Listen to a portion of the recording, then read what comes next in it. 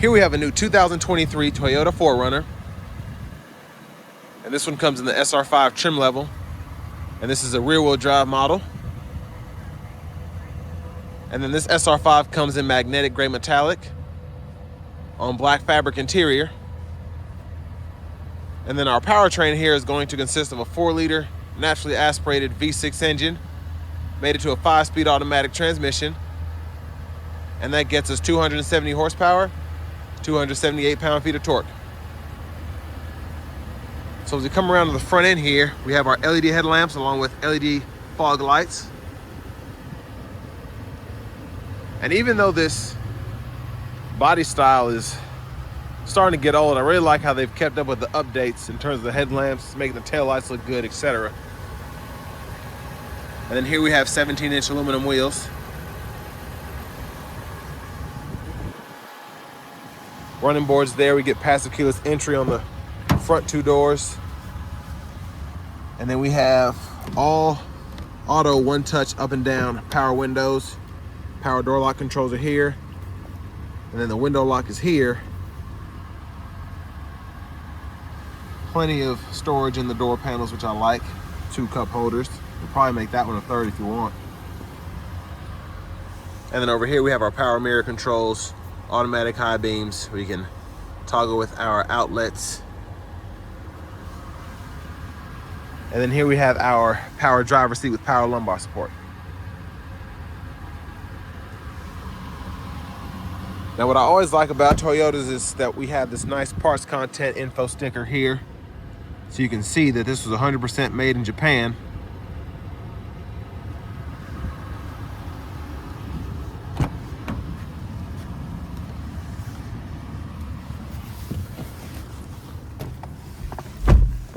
So surprisingly pretty good leg room for the segment.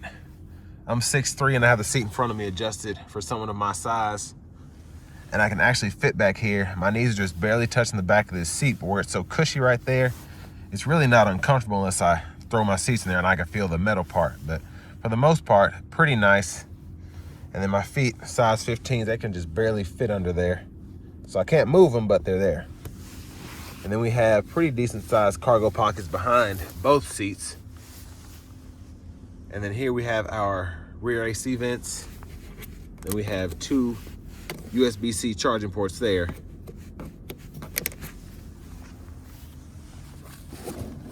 And then for our center seat, that folds down. And then nice cup holders there, or bottles even if you want. And one more quick look at the front from back here. And next we're gonna go ahead and check out the back in the cargo space.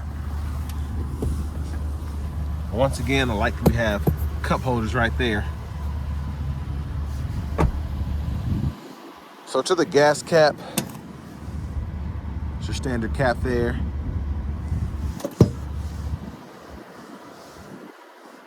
Then coming around to the back end, like I said, I like how they updated the tail lights to make them look, they kind of have a Euro style to me. I like that.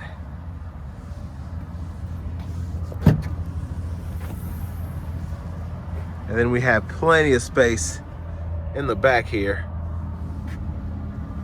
And then here's that 120 volt, which we can convert to 400 watts, 3-prong household plug-in, and then a 12 volt as well. And a little storage back there. And this all-weather mat, we have that, and we can pull this up, and then we can tie things down on either side here, keep them from moving around. And then I like, if you do have the 3rd row up, you can use your cup holders and then storage pockets in here. So when these seats are actually all the way up, that turns into 2 more seats. You can have up to 7 passengers in here. It's gonna be a little difficult to do with that all-weather mat there, so we'll just hold off on that.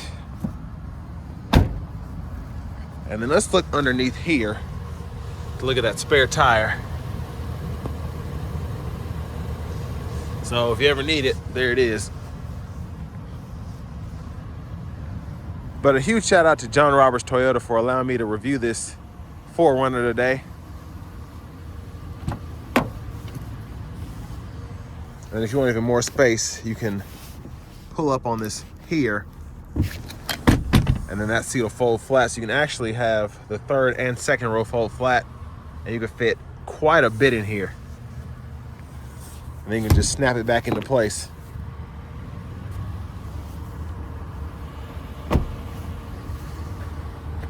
So over here we have the window sticker.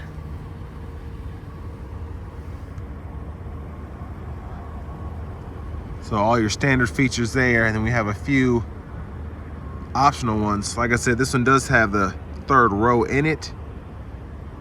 It just is down to use that all-weather cargo mat there. And then here's our front passenger seat.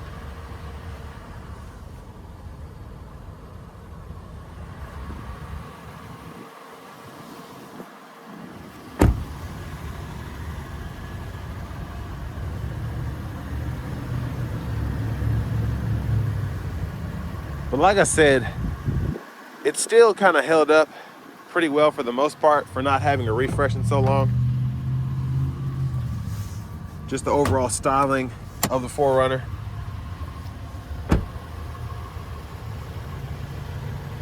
But I would like to see a refresh just because I'm intrigued.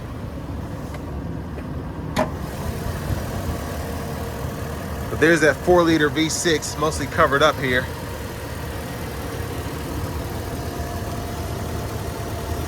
And of course, like most Toyotas, this one is known for its reliability as well.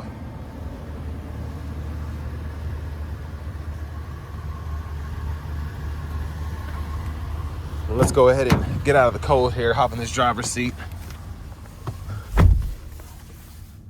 So I really like this wrap steering wheel here. It feels really nice, really good grip. I'm gonna cut these lights off so we can see the screen. So over here, this is our home screen. And then we have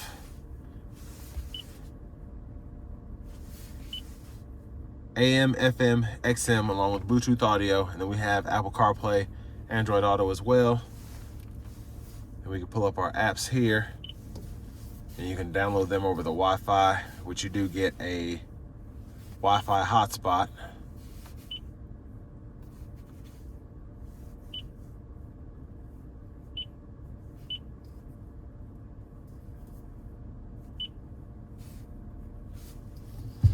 So just a few of the options there.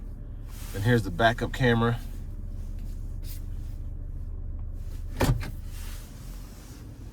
And down here we have our climate control. So we just have fan speed here. We can toggle where the airflow is going. By turning the knob, we can toggle the AC on and off by hitting that. And then we can hit our rear defroster there.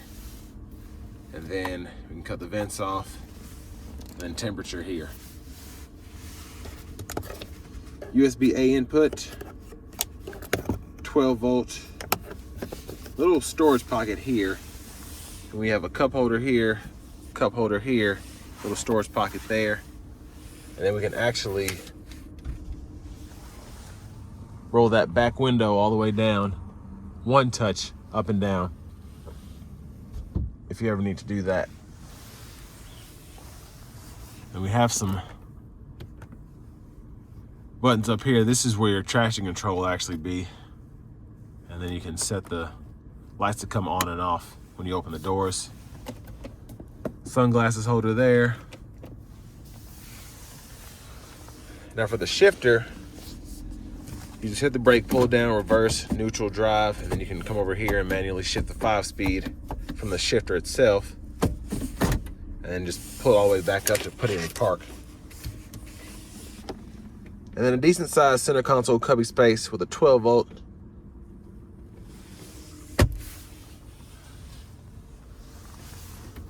Then we have a lockable glove compartment, pretty big actually. Very impressed by that. Owner's manuals are in there, we still have plenty more space there. Like I said, you can lock it from there. Love the trim here for it to be a cheaper version. So here we have our volume controls. And then we can use this to go through our track list or radio station favorite controls here. And then we have our voice recognition button here, phone controls here, and then you can toggle between XM, Bluetooth, whatever you have up by hitting that too. And then to the right side of the steering wheel, we use these 4 arrows as well as this little check here to go through our gauge cluster, that digital part right there. Of course, there are plenty of options to what you can view.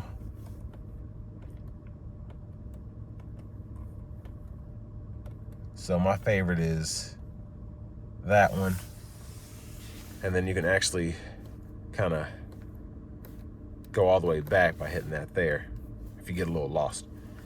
And we can adjust the gap adjust for the pre-collision or the radar cruise control here. And then we can toggle the lane tracing here, or lane departure, excuse me. And then we have radar cruise control we can toggle right here. And we can set, resume, all that. And of course you can hold this to put it into a regular cruise control. Headlamp controls here, fog light controls here, blinker, windshield wiper controls, and then speed as you go down. And then we can toggle our back windshield wiper there. And then you can do fluid for the front. And then, I wonder how you do it for the back. I'm not sure how you do it for the back, but that's how you do it right there. Just hold down.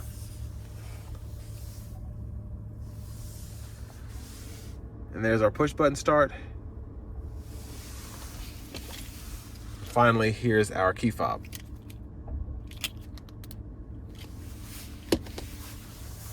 So next we're gonna go ahead and take this 4Runner SR5 out on the road for a quick test drive.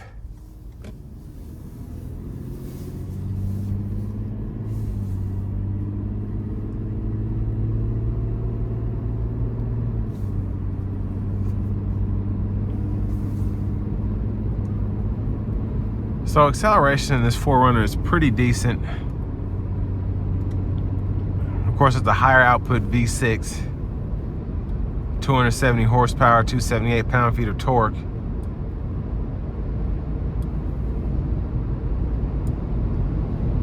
So I don't have to put my foot into it to get up and go. Of course, I would prefer a turbo powertrain because I'm still getting under 20 miles per gallon in terms of fuel mileage.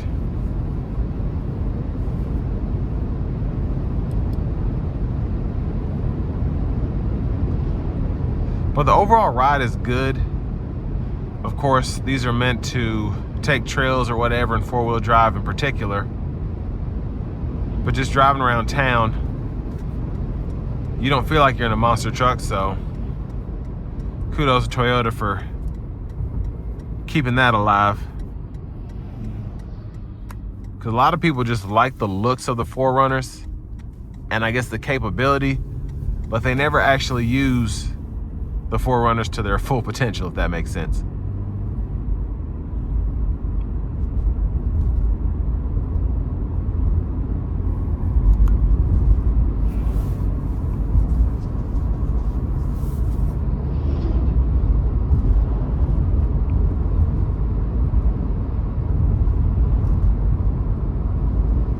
But the vehicle itself is pretty easy to drive.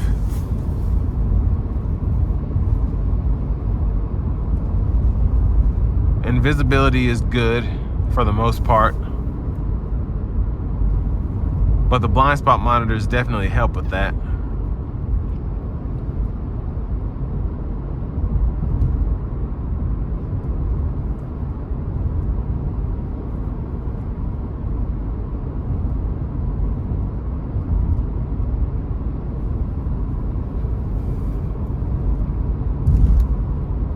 And overall, I'm hearing the wind through the vehicle, but it's not intrusive at all.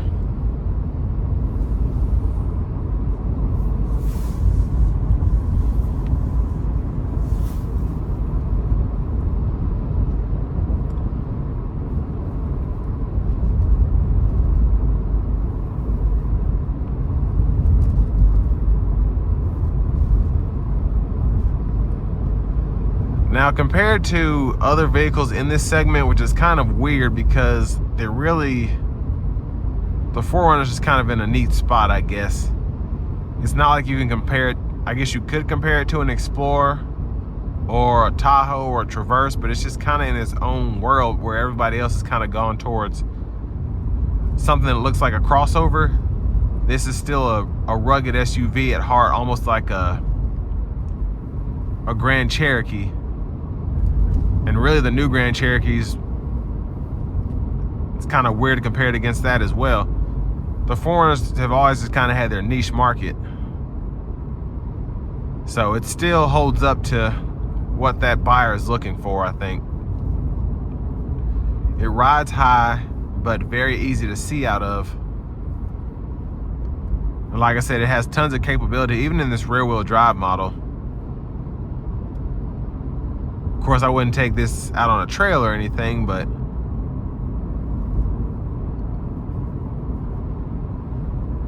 it's still plenty capable of doing certain things. But if you just want the look of a 4Runner without actually taking it off-road, like I said, this is the way to go.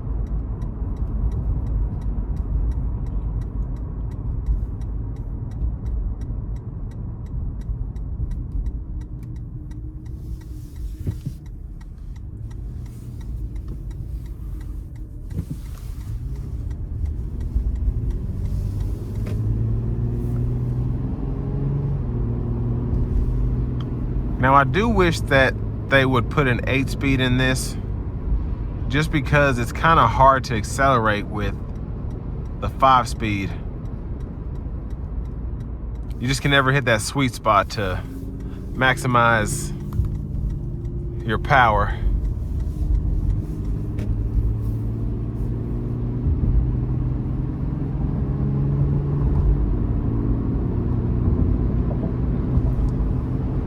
But of course, acceleration is still there. You just have to put your foot into it, even when you might not need to.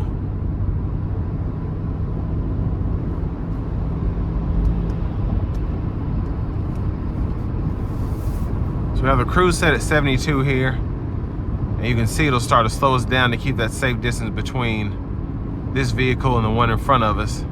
So even though I have it set to 72, it's going down to 66, 65, and we're almost at 60 now.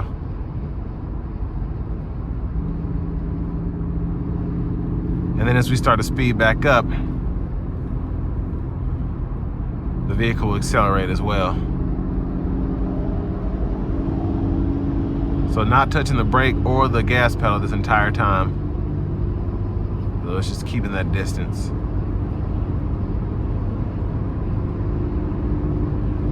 And let's see if I can pull up the fuel mileage here. So we're getting right at probably 23, 24. So it's better than the EPA estimates. Let's see if I can speed it up a little bit. And then as I get up to 75, we're looking right at probably that 22 mark, I think.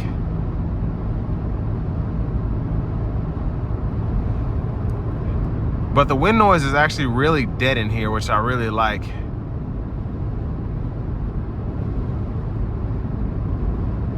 Which is surprising coming from a vehicle like this. I would expect it to be louder in here, but it really isn't. Very impressive.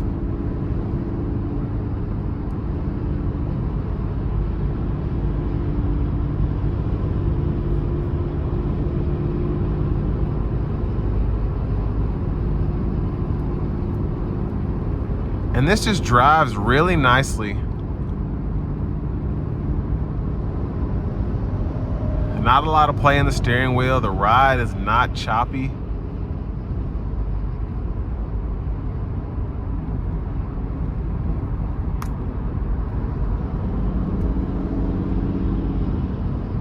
And like I said, just really quiet in here for the most part.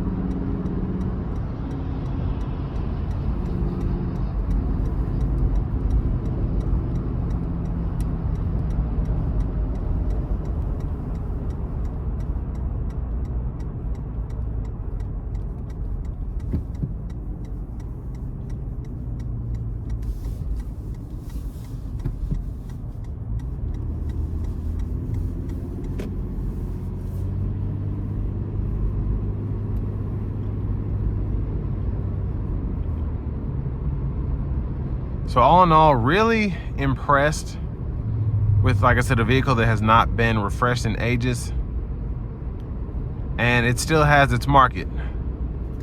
So this will bring me to the end of my review of the new 2023 Toyota 4Runner SR5.